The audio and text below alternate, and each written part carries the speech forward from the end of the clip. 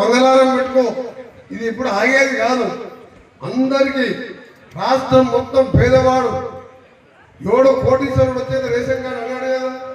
ఏ పేదవాడు రాకుండా మీరు ఎంఆర్ఓ దరఖాస్తు ఇస్తే గంట సేపట్లో మీరు రేషన్ కార్డు శాంక్షన్ అయింది.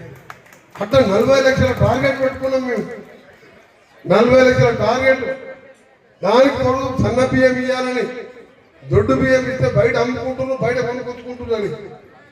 ఇన్ని చెప్తే కూడా రెచ్చగొట్టి, ప్రజలను రెచ్చగొట్టి ఏదో మనం బదనాలు చేయాలని వచ్చాం. వాళ్ళు ఎన్నెన్నో చేసుకొని ఎన్ని బదనాలు చేసుకున్నా మేము మనస్సాక్షిగా పేదోళ్ళకు సేవ చేయాలి.